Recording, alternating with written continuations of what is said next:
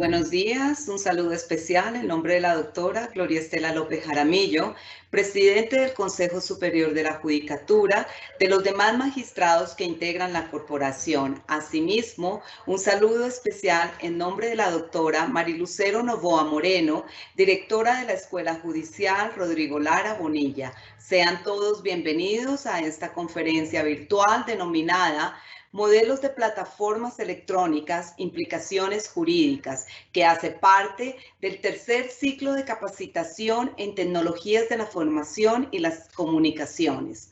Esto en coordinación con el Centro de Documentación Judicial CENDOC y la Unidad de Informática de la ADEAD, conforme a los acuerdos establecidos por el Consejo Superior en el año 2020, consecuencia de la pandemia.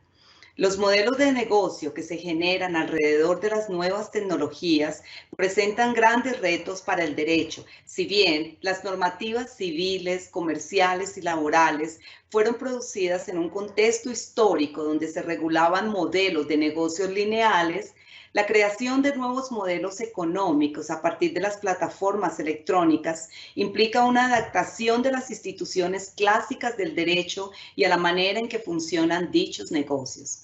La conferencia de hoy tiene como propósito estudiar las implicaciones jurídicas que conlleva este tipo de modelos de negocio de las plataformas electrónicas, en Colombia especialmente, y entender también la forma en que estos nuevos modelos interactúan con las normas en un contexto de servicio global.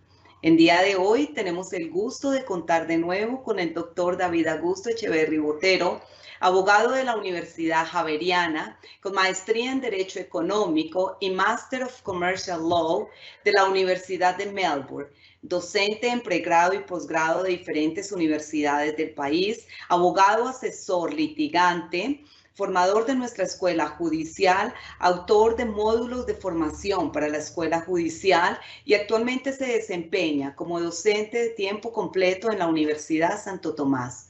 Tan pronto finalice la exposición, nuestro formador invitado dará respuesta a algunas de las preguntas formuladas a través del chat de participación. Las inquietudes que surjan sobre conexión, registro y evaluación de la actividad serán atendidas con mucho gusto por servidores de la Escuela Judicial. Doctor David Augusto Echeverry, es un gusto tenerlo de nuevo con nosotros. Bienvenido, tiene el uso de la palabra. Muy buenos días a todos. Muy buenos días, doctora Mónica Cuellar. Un placer de nuevo estar con ustedes. Un cordial y muy respetuoso saludo a la doctora Marilucero Novoa, directora de la Escuela Judicial Rodrigo Lara Bonilla. También un saludo muy especial a la doctora Gloria Estela López Jaramillo, presidente del Consejo Superior de la Judicatura, y a todos los servidores y servidoras judiciales que nos acompañan y demás asistentes.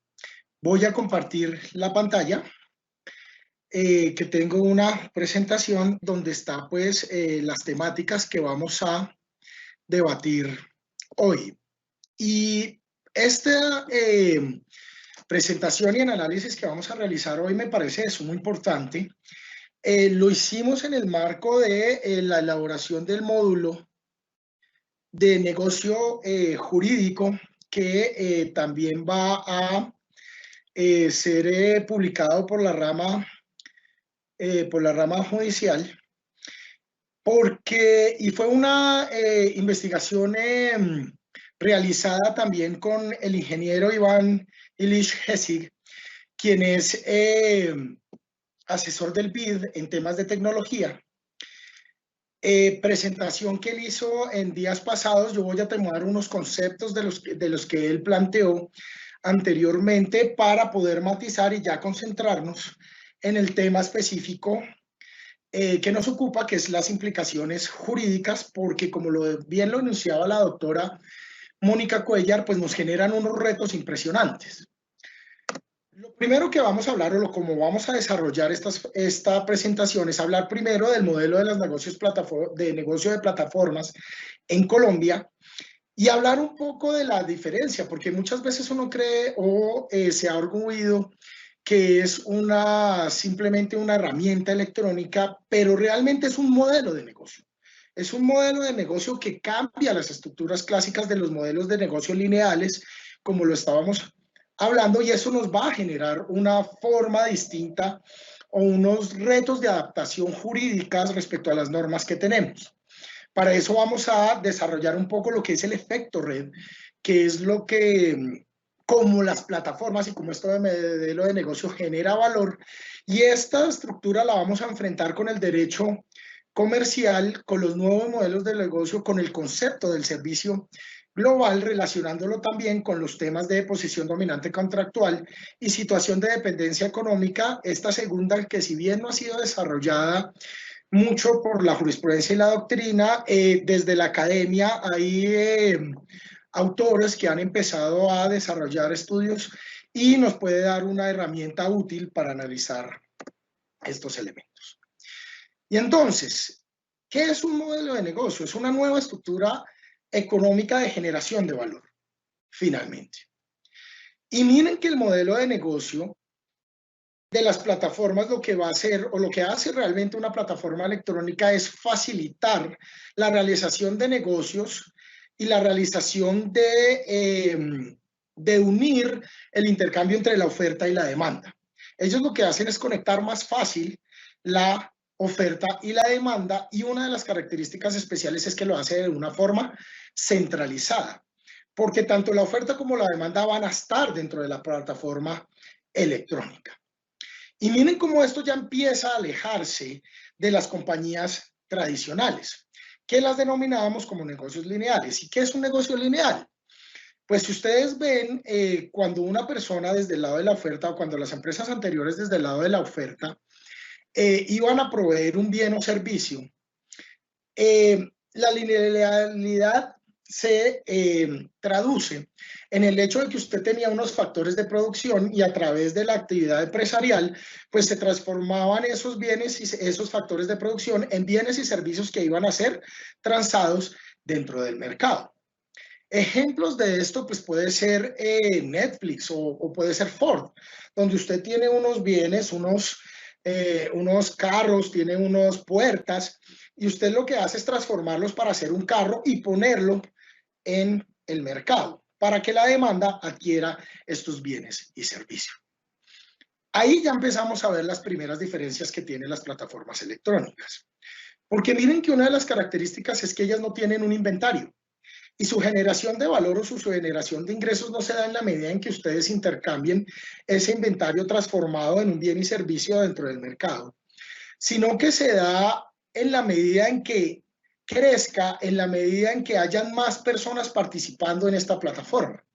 Entonces, miren cómo tanto la oferta y la demanda se concentran o llegan a la plataforma electrónica, no respondiendo a esa estructura de negocio lineal de provisión de bienes y servicios.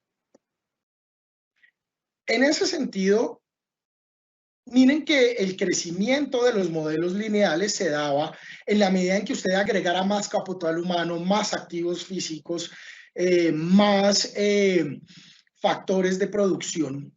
Eso era lo que le daba el crecimiento dentro del mercado lineal. A diferencia de esto, las tácticas que crean valor en la producción dentro de las plataformas electrónicas se da en la medida de invertir unos recursos significativos en la expansión de su capacidad para vender más inventario. ¿Qué quiere decir esto? La plataforma electrónica se vuelve importante o crece en la medida en que aumenten los participantes dentro de la plataforma. ¿Listo? Y si bien tienen una inversión grande inicial en temas de tecnología, su generación de valor depende en la medida en que crezca los participantes dentro de la plataforma, tanto dentro de la oferta, dentro de la demanda. Un ejemplo que les traigo es, por ejemplo, en los temas de taxis. Si una empresa de taxi quiere agregar un vehículo adicional y ella es la dueña de las taxis, no el intermediario, pues va a necesitar comprar uno nuevo, pagar la licencia de movilidad, pagar pues todos estos elementos, adquirir las pólizas de seguro para poder aumentar la oferta del servicio que está prestando. Esto es en diferencia con Uber, porque como Uber no es directamente el que presta el servicio, ellos lo único que necesitan es que otra persona se vincule a la plataforma para hacer el servicio, pero no tienen que incurrir en estos gastos, lo cual las hace o hace que este modelo de negocio de plataforma sea supremamente competitivo dentro de los mercados. ¿Cuáles son los objetivos del modelo de plataformas electrónicas? Como no necesitan empleados, ellos no necesitan tener una infraestructura extensa y la inversión, luego de la inversión inicial, la inversión sucedánea puede ser mucho menor que las empresas que están haciendo negocios lineales. Otro de los ejemplos que uno puede ver cuando compara, por ejemplo, Uber con BMW, uno ve que Uber está mucho más valorado por sus inversionistas y tiene 500,000 empleados, mientras que BMW tiene, o el Marriott, en un ejemplo que tienen pues bienes extensos, tiene más de 200,000 empleados. Entonces miren cómo la reducción de los costos dentro del negocio de las plataformas o dentro del modelo de negocio de las plataformas electrónicas se reduce enormemente.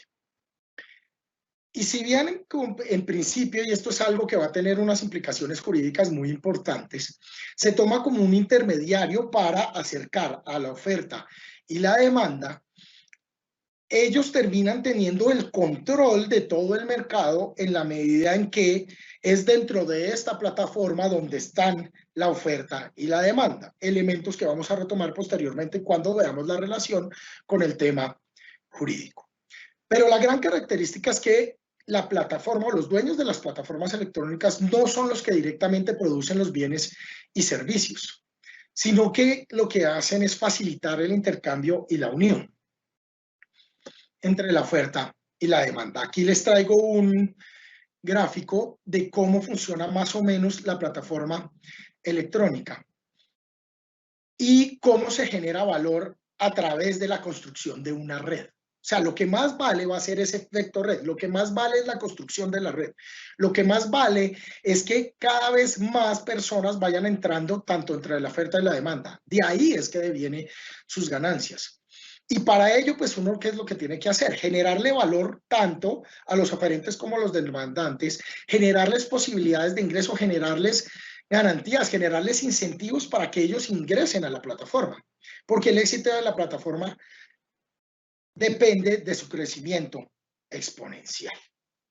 Por eso el inventario ha empezado a bajar un poco dentro de las características o la importancia de los negocios lineales, y lo más importante es esa conexión que realizan. Entonces aquí tenemos pues la demanda, la oferta, estas dos son las que tienen que crecer en el marco de la plataforma, que es finalmente la que nos conecta para llegar a un núcleo de la transacción. Eso genera pues unos desafíos para este modelo de negocio. ¿Y cuál es el desafío? Lograr una cantidad de usuarios, como lo hemos repetido constantemente, porque esa idea va a ser fundamental cuando lo veamos como un negocio global. Y en ese sentido, pues miren que se hacen importantes elementos del Big Data, porque para poder captar y poder hacer que tanto dentro de la oferta y la demanda crezcan en la medida en que entren más usuarios, pues el tema de los algoritmos, de saber los perfiles de los usuarios, de saber sus necesidades, de saber por qué entran o no entran, va a ser supremamente interesante. Big Data que nos da desarrollos pues con el tema de todo lo que se ha visto de la protección de datos personales, pero pues esto sí excede un poco el tema que estamos haciendo y solo los llamo pues para que empiecen a ver pues todos los desafíos que empezamos a ver desde el derecho para este tema.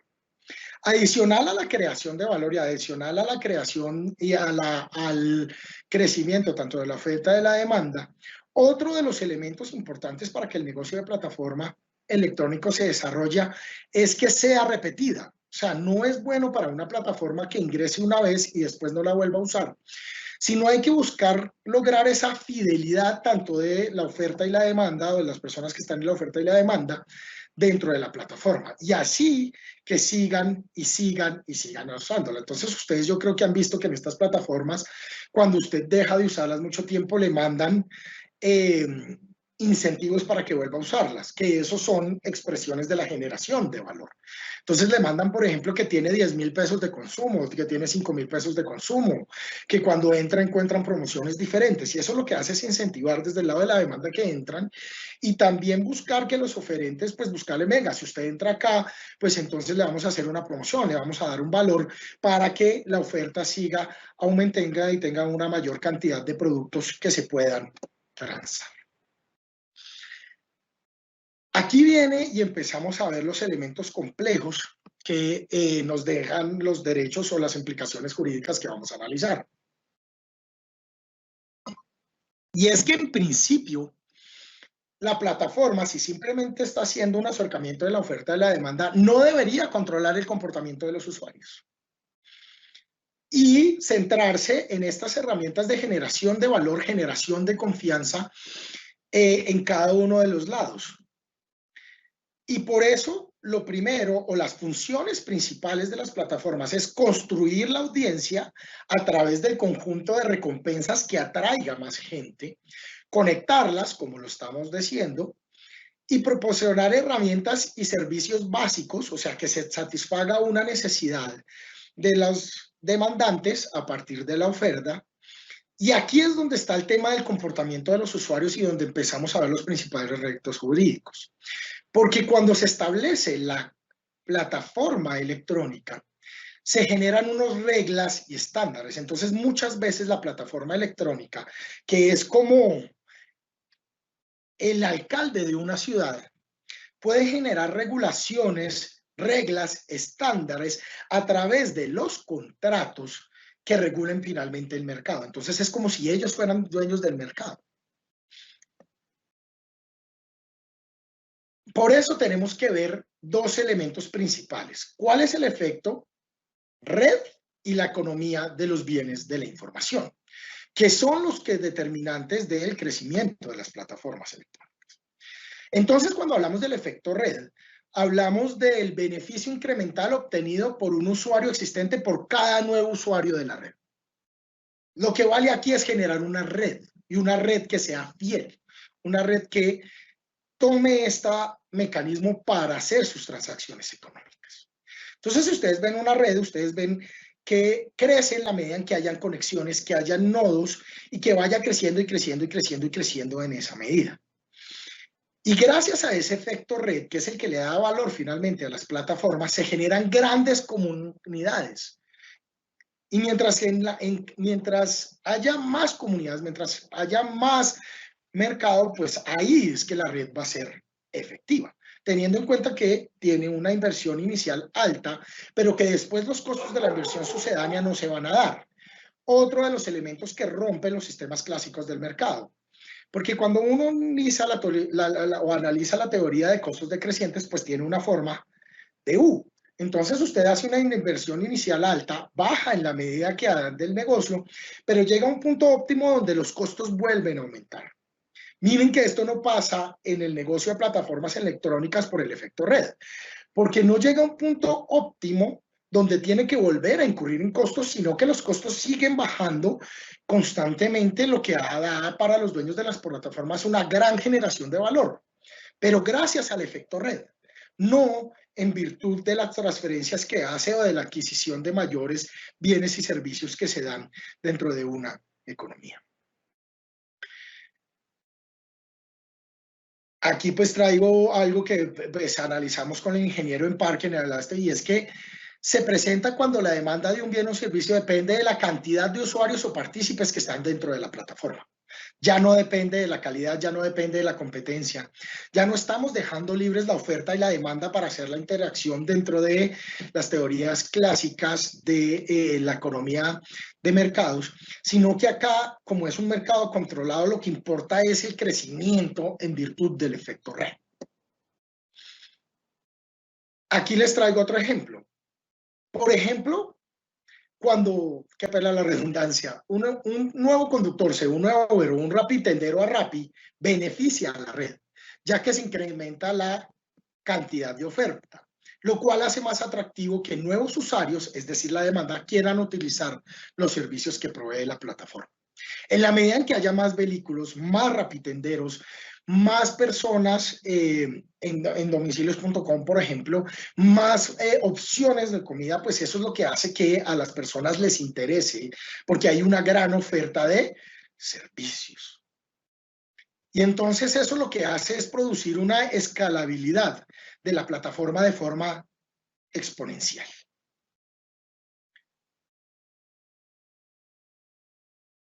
¿Qué son los bienes? Ya habiendo abordado el tema del efecto red, vamos a ver cuál es la economía de los bienes de la información, que eso también nos va a tener unas implicaciones económicas, porque nos estamos alejando del modelo lineal. Cuando hablamos de la economía de los bienes de información, se refiere al hecho de que los bienes de la información como aplicaciones, música digital, libros electrónicos, se pueden replicar a un costo cercano a cero. ¿Qué quiere decir esto? Cuando usted está dentro de la misma estructura lineal de la que estamos hablando, pues usted, para poder aumentar la oferta o replicar ese bien que usted está haciendo, piense en un carro, pues usted necesita aumentar los costos, porque usted tiene que demandar más bienes y servicios dependiendo del valor que ellos tengan. Cuando uno habla de una música digital o libros electrónicos, miren que usted los puede replicar casi a costo cero, porque si está en una plataforma, usted simplemente los baja, no tiene que incurrir en costos de papel, de trabajadores para que repliquen ese bien o servicio que está siendo demandado, sino que usted puede replicarlo con costos cercanos a ceros, porque ahí está. Lo que hace que usted pueda llegar a una gran o a una mucha mayor cantidad de demandantes que las personas dentro de las economías lineales. Por eso es que los costos se mantienen constantes, elementos que vimos en estudios que hacen Mossad y Johnson, que están dentro de los textos que van a ser publicados por la escuela Lara Monilla. Entonces miren que por eso, gracias al Internet, los costos para atender a un nuevo cliente o a un cliente adicional son cercanos a cero. Entonces, por estas reflexiones, podemos concluir en la primera medida que es una realidad que las plataformas de negocios generan ingresos y de alguna manera empleados, situación que genera diferentes reacciones. Una de ellas es una visión negativa asociada a las condiciones desfavorables en la prestación de servicios y la otra una visión positiva asociada con la capacidad de generación de las actividades. Y esta es una de las principales reflexiones que vamos a hacer. Si se van solo con esta idea, yo ya soy feliz. Y es que la idea no es satanizar a las plataformas electrónicas, no es satanizar un nuevo modelo de negocio que realmente genera valor. El gran problema, y eso es como uno lo ve y esa fue lo que realmente inspiró el artículo 333 de la Constitución Política, cuando se habla del abuso de la posición dominante, no tener una posición dominante, o sea, ser grande y generar plata no es malo. El problema es abusar cuando usted es grande. Y miren que inclusive con la pandemia esto ha generado empleos, ha generado recursos, ha generado trabajos. Pero el problema es cuando los dueños de las plataformas, en estas regulaciones que hacen a través de los contratos, pueden generar abusos. Y pues ustedes han visto en las noticias, pues para hablar de hechos notorios, cómo han habido demandas en contra de ciertas empresas por los temas laborales principalmente. Entonces, miren que es un modelo de negocio, es una realidad económica que lo que hace es generar valor, pero no quiere decir que sea malo. Que crezcan y que produzcan plata no quiere decir malo. El problema es que ese dinero se redistribuye y que se hagan unas condiciones acordes con el ordenamiento jurídico. Entonces, miren cómo tienen una visión muy positiva. Que crezcan es supremamente importante. Que abusen de esa posición y de la posibilidad del control del mercado enorme que se puede generar en virtud del efecto red, ahí es donde está el problema que vamos a tener y donde van a estar los retos jurídicos que vamos a ver a continuación. Y aquí ya llegamos al derecho comercial. Cuando uno mira las normatividades civiles y comerciales y laborales, pues miren que cuando salen nuestros códigos no habían estas nuevas tecnologías. En el 71, que salió el Código de Comercio, no estaba. El Código Laboral también se expidió mucho anterior. Y miren que esto aplicaba a modelos lineales a modelos donde había una empresa, una industria, donde ustedes contrataban, donde traían los bienes y servicios. Y entonces son unas normatividades que se acomodan más a los modelos de negocios lineales. Y de ahí ya, porque la pregunta que nos surge es cómo adaptamos estas instituciones clásicas del derecho, tanto civil, comercial y laboral, a estos nuevos modelos de negocio. ¿Necesitaremos una regulación? ¿Será que dentro del ordenamiento jurídico tendremos mecanismos para ver o analizar las distintas relaciones jurídicas y los distintos contratos que se generan dentro de estos modelos de negocios? Ahí es donde uno empieza, o donde el estudio nos dio como resultado que hay que ir a unas metodologías de análisis más complejas, más objetivas, pero que nos pueden dar las soluciones para las problemáticas que se surjan dentro de estos modelos de negocios. Y ahí lo primero que hay que hacer y que hay que hablar es que hay que verlo como un servicio global. O sea, cuando uno ve la operación en conjunto, cuando uno ve el modelo en conjunto, es muy diferente si analiza los contratos comerciales individualmente o laborales o civiles individualmente considerados. Entonces, lo primero es que para los operadores jurídicos y para los operadores judiciales es que su análisis tiene que ser conjunto, tiene que ser global, tienen que ver toda la operación y no centrarse solamente en el contrato, porque si no, no van a poder responder a las necesidades jurídicas que se presenten o que demanden los usuarios de la rama judicial. En ese sentido, pues entonces, si uno lo mira, o para contextualizar este análisis que les estoy proponiendo global, cuando uno se centra solo dentro del tema comercial y como veíamos que era un tema netamente de intermediación en principio, pues miren que la intermediación tiene unos efectos particulares frente al derecho comercial. Y miren que los principios generales del derecho comercial hablaba, por ejemplo, de la autonomía de la voluntad, de la libertad de las formas contractuales, de la onerosidad de los contratos, de la solidaridad y todos estos demás principios que estaban dentro de un modelo lineal. Sin embargo, cuando usted controla en el mercado y ya ha hecho que a partir del efecto red crezca este modelo de negocio, pues entonces estos principios van a tener que tener un matiz, al igual que va a tener que tener un matiz el tema de la intermediación a través de medios tecnológicos. Y aquí ya empezamos a ver perdón la redundancia, lo que ha dicho la superintendencia en este sentido. Porque en muchos procesos, por ejemplo, en el caso de Rappi, que se dio el año pasado, la mayoría de las plataformas electrónicas esgrimen como defensa que ellas no son unas plataformas de comercio electrónico, que ellos simplemente es una tecnología que lo que ayuda es a unir la oferta y la demanda. Y si usted solo está actuando como un intermediario, pues las responsabilidades frente al consumidor, las responsabilidades frente a los proveedores, las responsabilidades por un producto defectuoso se empiezan a diluir y se trasladan simplemente al oferente. Ahí es donde viene y se hace relevante de nuevo el tema del análisis global. Porque hasta dónde, o la pregunta que nos surge es hasta dónde realmente son meros intermediarios en la cadena de producción y en la cadena de intercambio. Una primera característica es que estos negocios son comerciales. ¿Listo? Buscan finalmente la colocación de bienes y servicios de los oferentes a los demandantes, en estricto sentido. Y miren cómo, aquí les traigo otro ejemplo de los argumentos reiterados. Cuando uno veía el caso de Uber, que se dio en la superintendencia, que fue citado por el Tribunal Superior de Bogotá, posteriormente que decidió que pues había un tema de prescripción. Sin embargo, los análisis que se realizaron en torno a las plataformas fueron muy relevantes. Uber SaaS Uber Colombia SAS argumentaba que el funcionario administrativo con funciones jurisdiccionales ignoró que Uber es un intermediario entre dos personas en una situación de la oferta y la demanda, pero no presta los servicios subyacentes, por lo que la normatividad del sector de transporte no le resulta aplicable.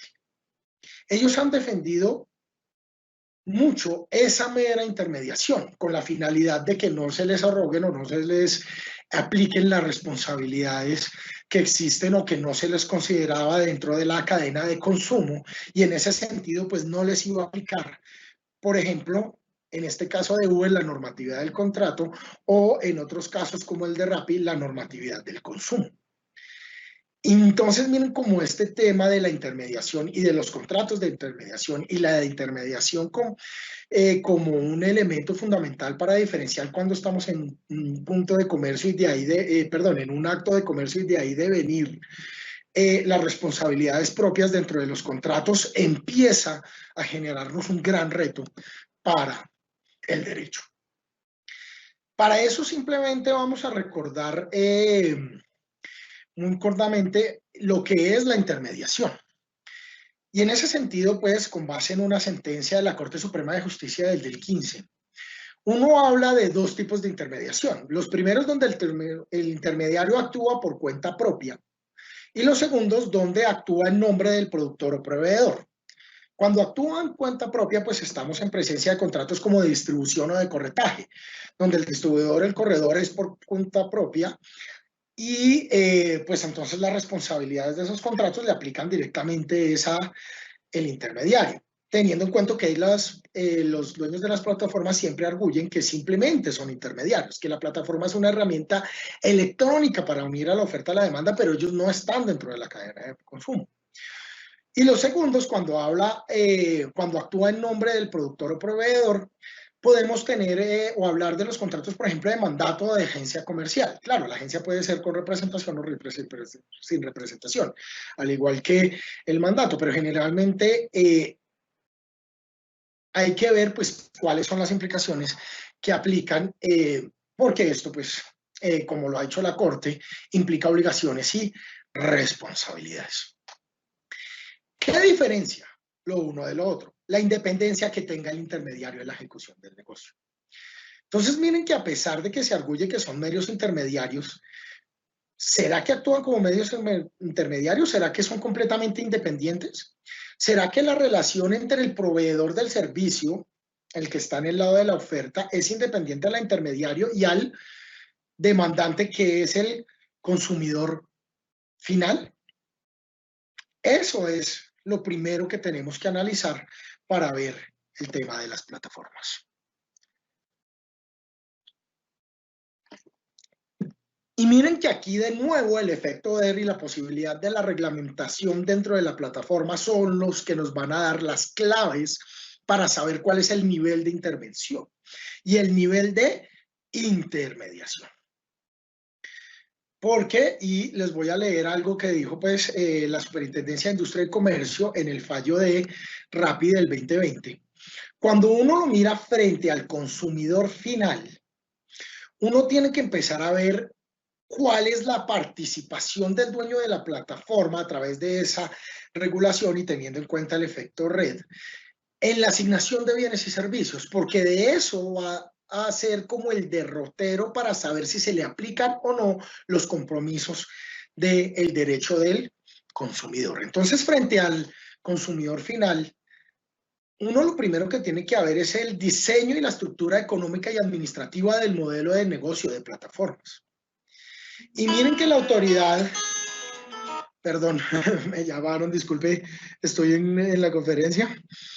Qué pena con ustedes.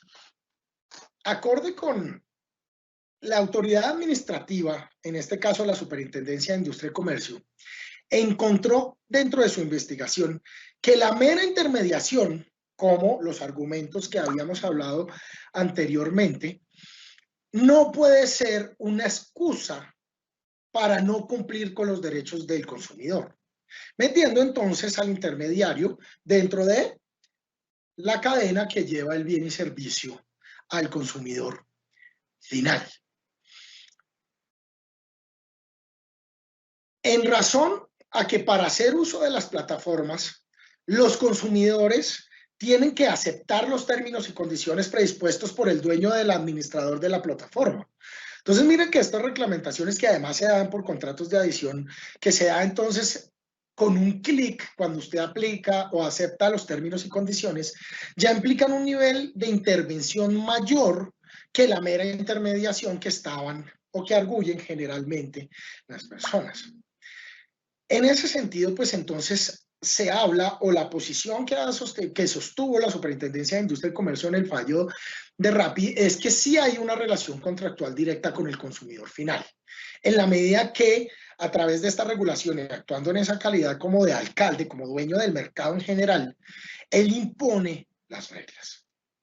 ¿Qué más consideró? Oiga, es que mire que la rentabilidad de la plataforma, como aumenta en la medida en que se produzcan operaciones de consumo entre sus aliados comerciales y los consumidores, genera con su actuar que se haga parte de la cadena de comercialización de los bienes y servicios y que se ofrecen y se publicitan en la plataforma virtual.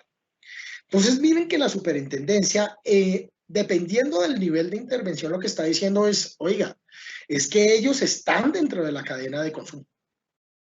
Los está equiparando casi a unos proveedores, a unos distribuidores, siempre y cuando su nivel de intervención sea alta, en virtud del efecto red y en virtud del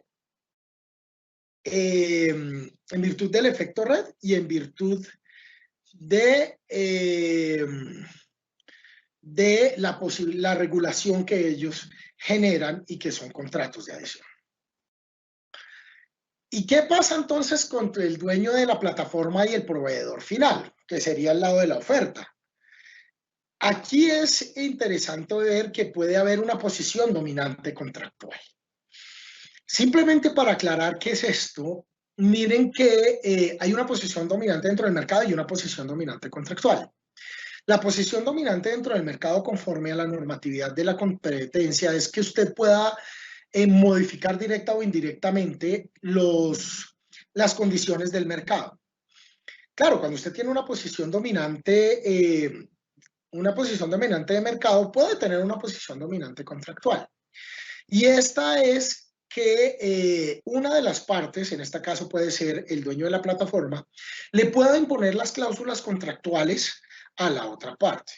Y entonces miren que si la plataforma ha crecido enormemente y se produjo el efecto red, que es finalmente los desafíos y los retos, y lo que va a determinar si la plataforma tiene o no éxito, el hecho de que usted no pueda o que entrar a esa plataforma siendo un oferente, que va a ser finalmente la persona que vende o el proveedor final del bien y servicio, pues usted está siendo excluido del mercado. Pongamos un ejemplo, este sí no ha sido analizado o no hace parte de las sentencias de la Superintendencia de Industria y Comercio, pero digamos usted es un vendedor de alimentos y no puede entrar o tiene unos grandes bloqueos para entrar a las plataformas como domicilio, como Uber Eats, pues entonces usted va a quedar completamente fuera del mercado. Máxime en este contexto de pandemia donde todo se hacía a través de domicilios porque no podíamos acudir a los establecimientos de comercio en esta persona.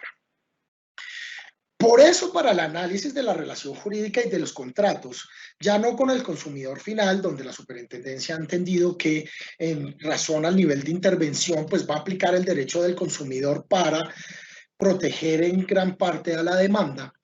Cuando estamos hablando de las plataformas con los oferentes, podemos hablar de que hay una posición dominante contractual por esa posible exclusión que puede estar usted dentro del mercado cuando el efecto red hace que la plataforma sea enorme. Obviamente, esa posición dominante contractual no implica necesariamente o automáticamente una conducta que sea contraria de derecho, porque como les decía en la reflexión anterior, no hay que satanizar a las plataformas. El problema es el abuso de esa posición dominante contractual que se pueda traducir en ¿qué? En cláusulas que sean abiertamente desfavorables a su contraparte contractual débil. Ahí la doctrina del abuso de derecho, que ha sido tan bien y tan prolíficamente desarrollada por la Corte Suprema de Justicia, se hace muy relevante para realizar o analizar esa relación contractual. Cuando uno ve los contratos a los que uno pudo acceder en virtud de este estudio, uno podía encontrar cláusulas donde se subragaban la transferencia de derechos a recibir el pago de las plataformas, imponían condiciones de prestación de servicio, imponían sanciones monetarias o inclusive la exclusión de la plataforma, lo que es pues prácticamente poder o no poder entrar a ese mercado, o la realización de descuentos automáticos. En ese sentido, cuando estamos en presencia de estas cláusulas, pues ahí uno ve primero un mayor grado de intervención mucho más allá de la mera intermediación que se quería aplicar dentro de los modelos de plataformas, y lo segundo, ahí sí una concreción de esa posición dominante contractual que nos podía ver o nos podía hacer inferir que pueden haber cláusulas abusivas, que estas sí no están dentro de la ineficacia o dentro que se entienda por no escrita, que es la sanción que nos trae en el código en el Estatuto del Consumidor, sino dentro de la autonomía de la voluntad. Pero aquí hasta donde son autónomos en la negociación, teniendo las características de los bienes de economía digital y del efecto red que estamos planteando anteriormente. Bueno, ya les dije que era la posición dominante contractual y cómo pues se controla el mercado en ese sentido.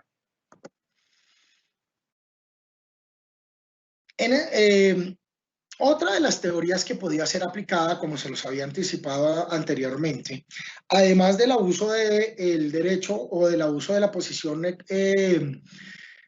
contractual dominante, dentro de la academia se ha hablado de un tema de la situación de dependencia económica, que se puede dar, por ejemplo, en relación con ese proveedor final o con el lado de la oferta. Esta dependencia económica se ha dado en España se ha tenido unas regulaciones, en España se ha tenido unos desarrollos, no tanto en Colombia. Hubo unas tesis en la Santo Tomás que la trabajó, dirigida por el doctor Fabián López Guzmán, cuyo autor fue Calderón Trujillo, que se la cito porque me parece supremamente interesante. Y es que aquí puede entenderse o podría presentarse que el oferente puede tener una dependencia económica frente al dueño de la plataforma.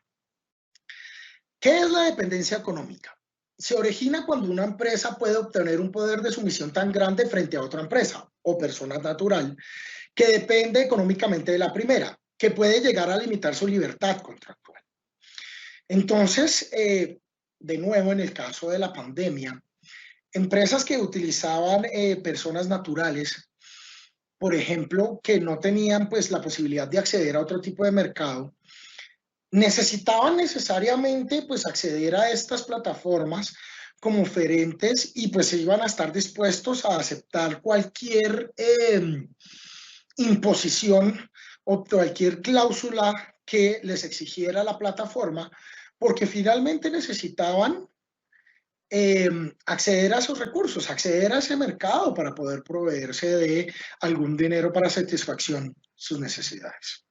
Por eso cuando hablamos de una dependencia económica o una situación de dependencia económica, se distinguen dos actores: el sujeto activo, que es la empresa fuerte, y un sujeto pasivo, que es la empresa o la persona débil. De nuevo, esto no es per se sancionable, no es per se abiertamente contraria a derecho, pero lo que sí pueda generar es que esta sumisión se traduzca en la transferencia de responsabilidades que debería asumir el dueño de la plataforma a una persona que finalmente no va a poder asumirlo.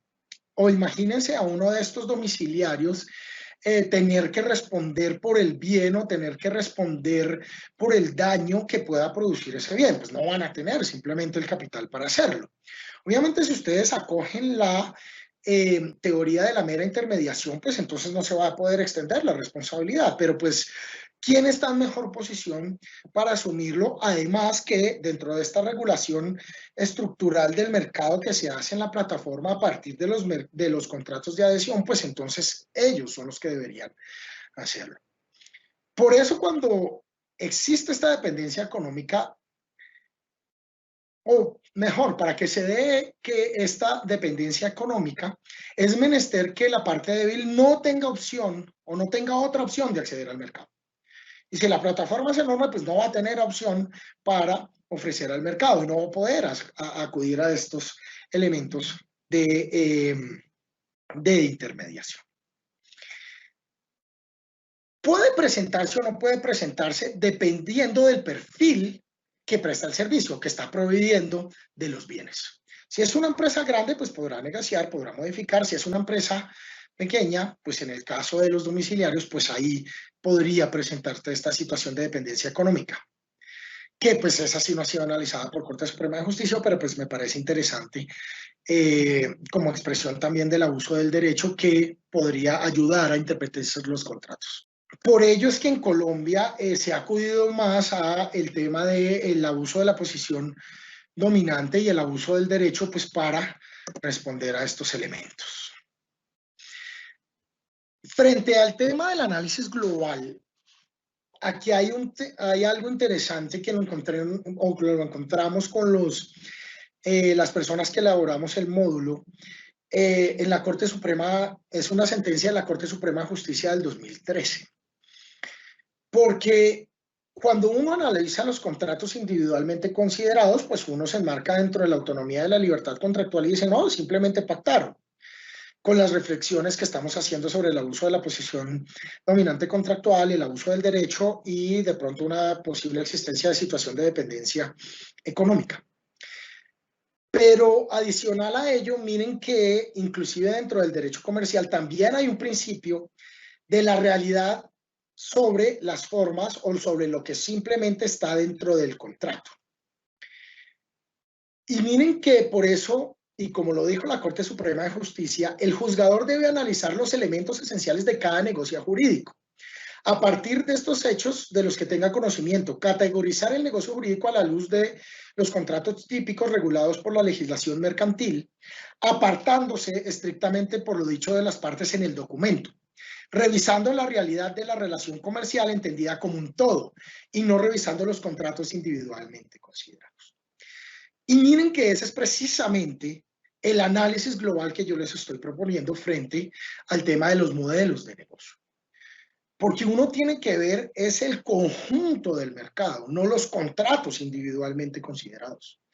Uno no puede coger y dividir las relaciones jurídicas, sino que tiene que ver toda la operación económica y sus efectos para poder realmente saber cuáles son las implicaciones frente al mercado y frente a las responsabilidades y obligaciones que se puedan presentar en esta relación de intercambio. Y por eso miren que llegamos a dos problemas fundamentales. Uno, no es fácil determinar el responsable directo de las obligaciones relacionadas con las actividades promocionadas por la plataforma. Y dos, si realmente esa intermediación que arguyen las plataformas se presenta en la realidad. Esto lo vamos a relacionar con los contratos comerciales generales. Entonces, lo primero que hicimos con los redactores de este artículo fue ver el tema de la agencia comercial y los modelos de negocios. ¿Qué es la agencia? Pues cuando uno habla de la agencia comercial, el agente es un empresario autónomo y como es autónomo define el tiempo, modo y lugar, la cantidad de trabajo, horarios, así como el personal para realizar de la actividad comandada. Está penetrando mercados, entonces el agente, si bien lo hace con los productos de el agenciado, él lo hace de una forma completamente independiente. Y no puede existir ninguna subordinación entre el agente y el empresario. O sea, estamos buscando romper, o el contrato de agencia rompe nuevos mercados. En ese sentido, ya llevado al tema del modelo de la plataforma, la investigación nos dio que realmente el contrato de agencia puede presentarse en los modelos de negocios en que en los cuales el propietario de la plataforma realice una negociación con una sociedad o persona jurídica económica, siendo el agenciado el dueño de la propiedad intelectual, el dueño del tema técnico y el agente de los que maneja sus negocios en el territorio colombiano. Cuando uno se va a la estructura societaria, miren que hay eso. Se presentan muchos estos elementos. Entonces hay una sociedad, como por ejemplo lo vimos en el caso de Cotelco y Uber, hay una sociedad que es Uber Colombia SAS, pero hay una matriz que creo que está en Holanda, si mi memoria no me fallo, puedo estar equivocado. Y lo que hace la gente es manejarle sus negocios en el territorio colombiano. Y ahí también nos generan unos temas de asignación de responsabilidad. Pero pues en nuestro concepto, realmente la agencia comercial se puede dar es con la empresa que lo está representando a Colombia y los dueños de la plataforma. Sin embargo, no creemos que la gente o que el prestador del servicio o el oferente pueda entenderse como un agente del dueño de la plataforma, porque finalmente ellos no están haciendo una incursión dentro del mercado. El mercado es la plataforma. El mercado es la plataforma. No tiene esa independencia, no realiza actos de preparación, no realiza promociones estables, no está incursionando en un mercado. Por eso al oferente no se le puede tratar como si fuera un agente. Si hablamos del contrato de corretaje en los modelos de negocio, y ahí es donde se concreta las defensas que han planteado, por ejemplo, en el caso de Uber o Razor Operations BT, en los contratos no se habla, o pues en los contratos que pudimos analizar, no se habla de un corredor, ellos hablan de facilitadores dentro de esos contratos. ¿Listo? Pero quieren decir, miren, nosotros no somos corredores, pues en principio porque estamos acercando a la oferta y la demanda. Pero dependiendo del control del negocio, vamos a ver que no pueden entendérseles como un mero corredor o como un mero intermediario.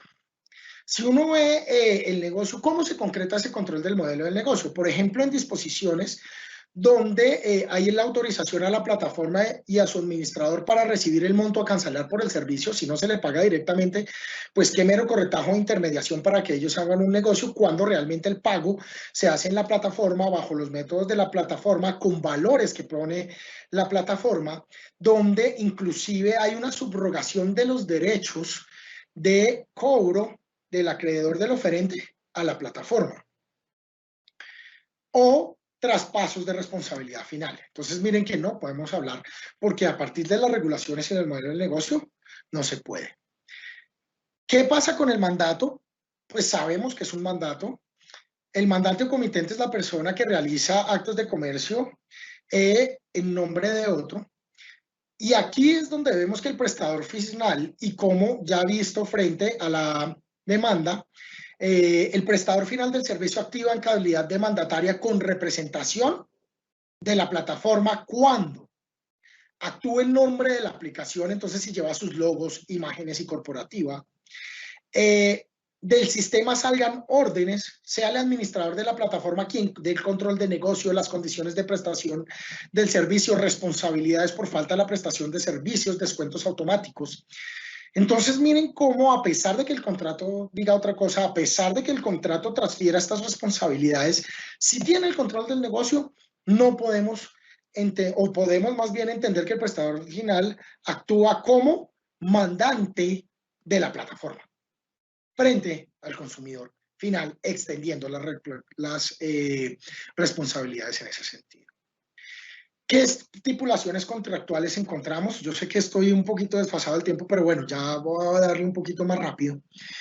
En los contratos que analizamos vimos que habían estipulaciones contractuales similares en este sentido. Cláusulas eximentes de responsabilidad, donde se le pasa al prestador final o a la parte de la oferta que sea el directamente responsable. Cláusulas que además se replicaban en los contratos y en los términos de condiciones, donde entonces inclusive el consumidor aceptaba que su relación era directa con él, pero no tenían en cuenta toda la estructura del negocio. Habían temas, las tarifas inclusive eran determinadas por los dueños de las plataformas o determinaban la forma en que se cobraban. Y además sanciones y los pagos directos a las plataformas que ya les había mencionado. Por eso, si ustedes hacen el análisis global y no se centran solo en los contratos individualmente considerados acogidos bajo el principio de la autonomía de la libertad, llevo a concluir que la actividad encuadra más figura donde la sociedad administradora, que puede ser el agente de la sociedad titular de la propiedad intelectual y o propietaria de los derechos intelectuales en casos son diferentes, actúan como mandantes al tener el control del negocio. Y eso sí fue lo que dijo la superintendencia. Y no como corredores o meros intermediarios. Entonces, miren que todo va a depender del nivel de control que la plataforma tenga sobre ese mercado en virtud del efecto red. Temas que fueron analizados por la Superintendencia de Industria y Comercio en el 2020. Y miren que esa posición de la Superintendencia de Industria y Comercio está acorde con lo que se ha visto en la Unión Europea. El Tribunal de la Unión Europea, partiendo de ese análisis global y de entender el modelo como un todo, dijo lo siguiente. Señala a este respecto que la proposición que proporciona Uber es indispensable para los conductores como para las personas que desean analizar un desplazamiento urbano. También pone de manifiesto que Uber influencia una influencia decisiva sobre las condiciones de las prestaciones efectuadas por los conductores. Por consiguiente, el Tribunal de Justicia estima que debe considerarse que este servicio de intermediación forma parte integrante de un servicio global. ¿Listo? Este fue el fallo que se hizo, que apareció en el 2017 en torno a Uber. Pero entonces miren que ese análisis de la superintendencia de ver el negocio global también está acorde con los principios de la Unión Europea. Ahí, ¿cuál es el elemento fundamental entonces? Cuando hay control. Y entonces miren que hay controles cuando la transacción tiene que cursar necesariamente a través de la plataforma electrónica. 1. La plataforma establece los términos y condiciones que regulan la adquisición del producto. 2. La plataforma de comercio electrónico fija el precio de los productos o establece la metodología para determinarlos. Y finalmente, el pago del precio realizado directamente en la plataforma. Estos son los criterios que la superintendencia en el 2019 y en el 2020 analizaron para saber cuándo está en la situación de control. Si no hay control, son meros intermediarios. Si hay control, no puede entenderse el actuar de la plataforma como un mero intermediario. ¿Claro? Entonces, por eso, la Superintendencia de Industria y Comercio considera que si no hay mera facilitación y no puede ser simplemente un corredor o un intermediador o un facilitador, sino que existe una relación directa entre la plataforma tecnológica y el modelo de negocio y la prestación final gracias a la estructura del modelo y basándonos del control teniendo en cuenta los efectos red. Aquí ya pasamos a las conclusiones. Qué pena que me extendí un poquito más del tiempo. Pero ¿cuáles son las conclusiones y los retos para los operadores judiciales? De nuevo, no hay que satanizar las plataformas. Miren que las plataformas favorecen la innovación, han generado banquilización, modifican el uso de las tecnologías, le proveyeron fuentes de alimentación a las personas más desvalidas en esta pandemia y entonces son supremamente importantes para la economía y que llegaron para quedarse. Por eso cuando uno mira, hay que ver que estos modelos de negocios tienen una estructura completamente diferente económica a las estructuras lineales. Y por eso se ajustan no se ajustan a las regulaciones tradicionales. También es que gracias al efecto a red que se presenta en las plataformas, puede existir un control de la oferta y de la demanda. O sea, ellos controlan el mercado por parte del dueño de la plataforma siempre y cuando su tamaño sea significativo. Si su tamaño no es significativo, no hay problema. Si su tamaño es significativo, pues entonces tenemos que analizar los criterios para el control y ver que si ellos dominan el mercado, pues no pueden entenderse como medios intermediarios. También, pues, lo que se vio del estudio es que las estructuras jurídicas para la aplicación de los meneros desde el punto de vista societario es muy compleja, lo que impide muchas veces lograr quiénes son o dilucidar quiénes son realmente los responsables de las obligaciones. Pero lo que yo sí creo es que nuestro ordenamiento jurídico tiene las herramientas necesarias para hacerlo a partir de ese análisis global, a partir del ajuste de las normatividades comerciales frente a ese modelo de negocio jurídico, y por eso estas cláusulas deben o los contratos deben analizarse con base en el abuso del derecho a posición dominante, teniendo en cuenta que la red sea supremamente grande. Por eso, finalmente, para los operadores jurídicos, solo el análisis profundo y asertivo de la realidad de la actividad económica implementada a través del modelo de negocio puede definir si realmente es un contrato civil, comercial o uno laboral, y las responsabilidades y el campo de aplicación o las obligaciones y el cumplimiento de las obligaciones para los operadores jurídicos. Yo sé que es más un tema de análisis, de darles herramientas para que cuando les llegue un caso de estos, las utilicen y vayan más allá de lo que simplemente sale del otro de los contratos, que es lo que finalmente nos dijo la Corte Suprema de Justicia.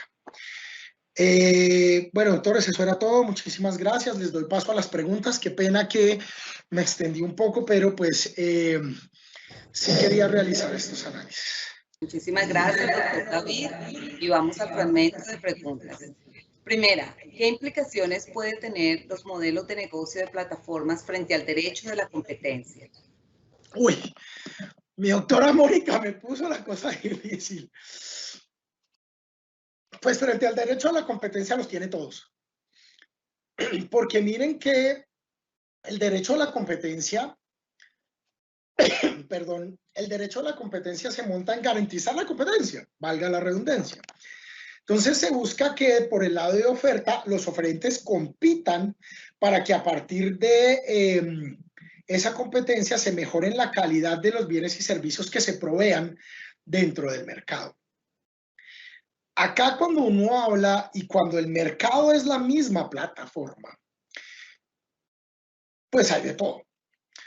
Porque en los estudios que realizamos y en la lectura que hicimos, muchos actores están hablando que el modelo de plataformas electrónicas son los nuevos monopolios. Y son monopolios que no son enormes, no son grandes, no actúan dentro del mercado en general, sino que se vuelven un monopolio en virtud del efecto red. Entonces, ellos son los que controlan todo, dentro del lado de la oferta y dentro del lado de la demanda. Ahí de nuevo, el problema no es que sean grandes, el problema no es que ganen valor. Inclusive con el ingeniero hablábamos y decían, mire, la tecnología y estos negocios tecnológicos, además con la pandemia, producen toda la plata del mundo. Lo importante es que se reparta y que no se utilice ese poder que se tiene dentro de las plataformas para generar o imponerle posiciones y cláusulas abusivas a las personas que están en una posición más desfavorable o que no pueden negociar directamente.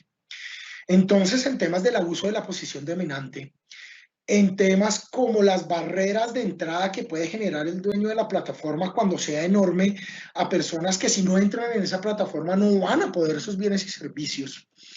En temas como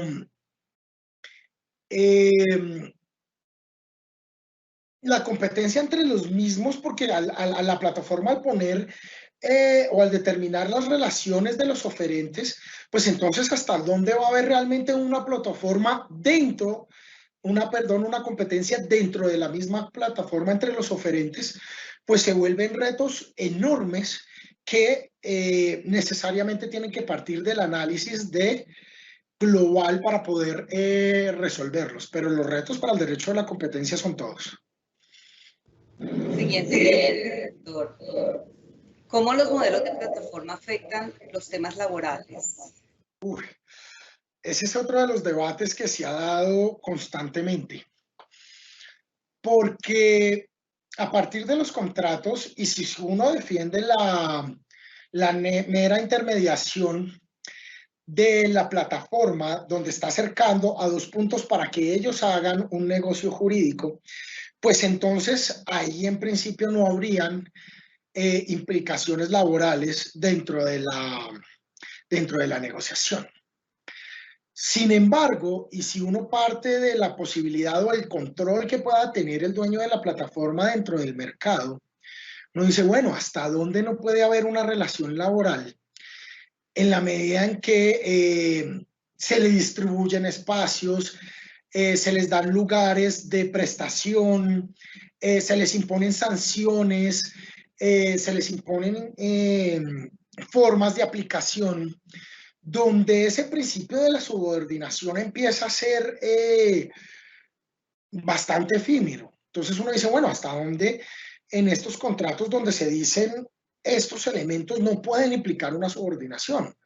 Además que por temas comerciales llevan los logos, los logos de la empresa, se presentan como funcionarios de alguna de ellas. Y en ese sentido, miren que ya han habido sanciones por jueces de la República donde dicen que sí estamos en presencia de una relación laboral. Pero de nuevo, nos vamos al principio de la realidad sobre las formas, tanto en el derecho laboral como en el derecho comercial. Si analizamos el modelo como un todo y vemos que es una provisión y vemos que es un mercado, pues entonces en ese sentido sí vamos a tener las herramientas para poder diferenciar si existe o no existe una relación laboral, si existe o no existe una relación comercial y si estos contratos realmente tienen estas imposiciones que pueden asemejarse de pronto hasta un reglamento del trabajo.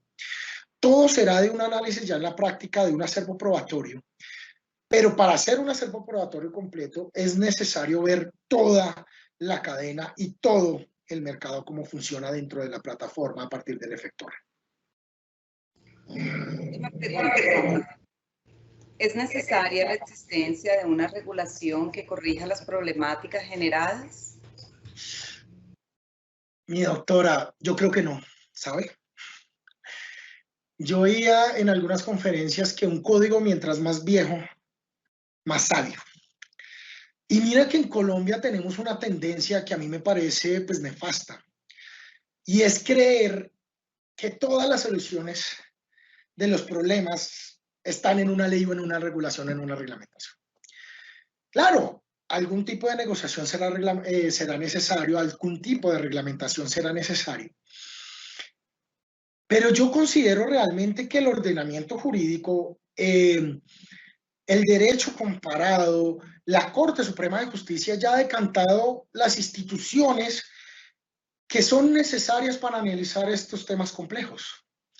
El abuso del derecho viene desde Yoceram, la doctrina que ha desarrollado la Corte Suprema de Justicia respecto al abuso del derecho es clásica. El análisis de estas condiciones en situaciones de diferencia y no de equivalencia de las prestaciones jurídicas dentro de los contratos también ha sido decantadas. Y por eso yo creo que nuestro ordenamiento jurídico sí tiene las herramientas suficientes para enfrentar la complejidad de este modelo económico, sin satanizarlo, de nuevo digo, pero creo que tenemos las herramientas necesarias y no tenemos que esperar una regulación para poder enfrentarnos o para que el operador judicial pueda enfrentar los elementos distintos. Importante clasificar las relaciones jurídicas, clasificar los contratos, ver sus obligaciones y ya traer estos instrumentos que nos han dado tanto la legislación como el principio de buena fe contractual y aplicarlos a esta modelo de negocio, y con eso podemos resolver las problemáticas que nos surjan en este contexto. Un agradecimiento especial a David Augusto Echeverri Botero por su clara y pertinente explicación sobre los modelos de negocio y sus implicaciones jurídicas al adaptarse a los nuevos modelos económicos sobre la base de las instituciones clásicas de derecho, aprobando los métodos de análisis planteados en esta conferencia a las distintas relaciones jurídicas presentes en el modelo de negocio de plataforma. Nuestro agradecimiento, doctor David. De igual forma, a los servidores y servidoras judiciales y a todas las personas que actúan en el sector justicia que se han conectado a esta conferencia virtual. Los invitamos a que nos sigan acompañando a través de nuestras redes sociales como Facebook, Twitter, YouTube e Instagram, donde podrán encontrar más información sobre nuestras videoconferencias y noticias de interés. Muchísimas gracias y una feliz tarde.